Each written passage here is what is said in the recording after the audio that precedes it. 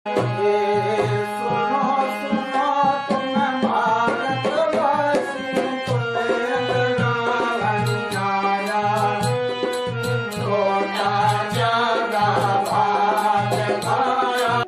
साहिब। बच्चों, आपको एक छोटी सी कहानी सुनाना चाहूँगा। उस कहानी के द्वारा आपको समझना है, कुछ कल्पना है, लेकिन संसार में देखेंगे तो वो हकीकत मिलेगी। बहुत सी बातें ऐसी होती है जो कल्पना के द्वारा आपको ज्ञान कराना होता है। तो आइए इस कहानी के द्वारा आप समझने की कोशिश करिए कि आज की दुनिया में सबसे ज़्यादा भय का भूत अंदर बैठा हुआ है। जब भय का भूत अंदर बैठ जाता है तो वो भूत इंसान का प्राण भी ले लेता है। इसलिए हमें जानना है कि किसी ने 84 लाख योनियों का भूत बैठा रखा है, किसी ने जन्म मरण से रहित होने का भूत बैठा रखा है, किसी ने घर में भूत प्रेत होने का, किसी ने किसी प्रकार का भूत प्रेत बिठा रखा है। अगर हम सही मायने में देखें तो इन सभी भूतों को निकालने का एक ही तरीका है कि जब हम संसार में आए तब हमारी मुट्ठी ऐसे बंद थी और पहला सांस जब आया तो हमारे अंदर गया पहला सांस। पहले सांस में जैसे गर्भवास में हम थे तो जब धड़कन थी, सांस नहीं था। जब गर्भ से बाहर आए तो पहला श्वास ऐसे अंदर गया तो हमें जीवन मिला, लेकिन मुट्ठी बंद थी हमारी। और जब हम चोला छोड़कर जाएंगे उस समय श्वास बाहर निकल जाएगा, वापस नहीं आएगा। तब क्या होगा? हाथ खाली सीधा करके जाएंगे। सीधे का मतलब क्या हुआ कि जब हम संसार में आए तो कुछ न कुछ लेकर आए थे।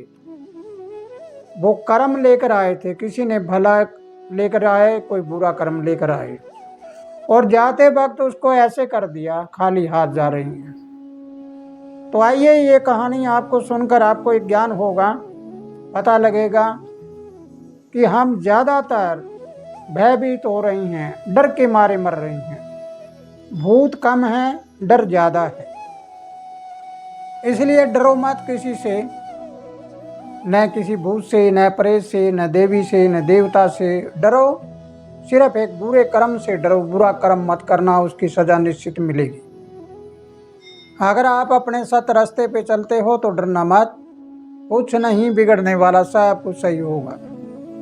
तो एक छोटा सा वृतांत बताता हूँ कि एक बार एक गांव में जोड़ की पहाड़ के ऊपर एक महात्मा जी आए और उन्होंने धूना लगाकर वहाँ तपस्या की।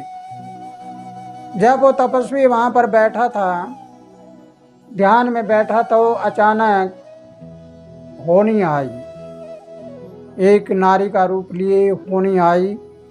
तब महात्मा ने कहा कि होनी आज तो इस गांव में कैसे आई है? तब होनी कहने लगी कि मुझे आज हुक्म है कि मैं इस गांव से 1 महीने में 30 जवान इंसानों को लेऊंगी, अर्थात 30 जवान मृत्यु होएगी। तो महात्मा ने कहा, अच्छा भाई कोई बचने का उपाय? उसने कहा, नहीं, ये तो हुक्म है, उनके पूर्व जन्म के कर्म है, इनको जाना होगा और मेरा तो बहाना है ये। तब होनी उस गांव में प्रवेश हो गई। लोग मरने लगे। मरते मरते महात्मा के पास लोग आए, कहने लगे ऐसी मृत्यु हो रही है। तो उनने कहा कि ये मृत्यु इस दिन के बाद बंद होएगी। यानी महात्मा की बात भी सत्य हो गई कि उसका टाइम था, उस टाइम तक उसकी मृत्यु होनी है।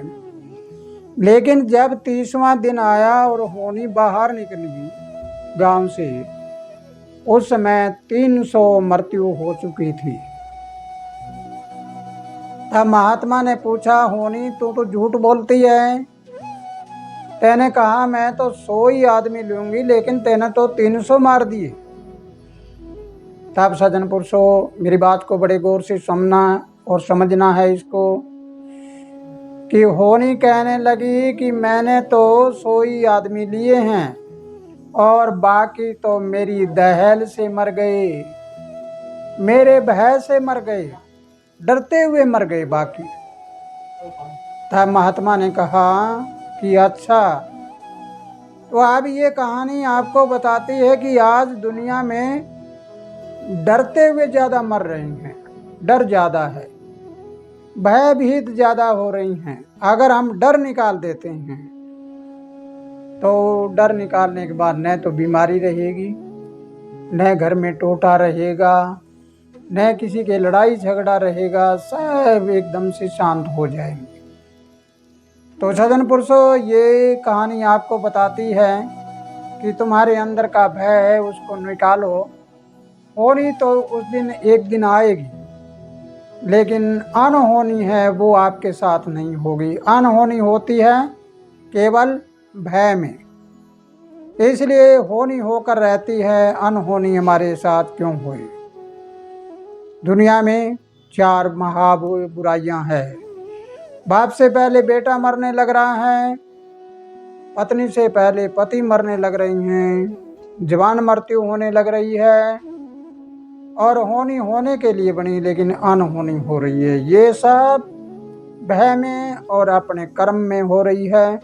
अपने कर्म को बदलो और इन सभी बीमारियों से छुटकारा पाओ। इसी के साथ अगर इस वीडियो को आपने पूरी तरह समझा है तो ज़्यादा से ज़्यादा लोगों तक इसको पहुंचाइए, शेयर करिए, लाइक करिए, और अभी तक आपने सब्सक्राइब नहीं किया है तो सब्सक्राइब भी करिए, और अपनी विचारधारा को कमेंट बॉक्स में ज़रूर लिखिए ताकि आपको भी पता हो कि इस कहानी को पढ़कर सुनकर आपने क्या समझा, क्या सीखा। सत साहिब।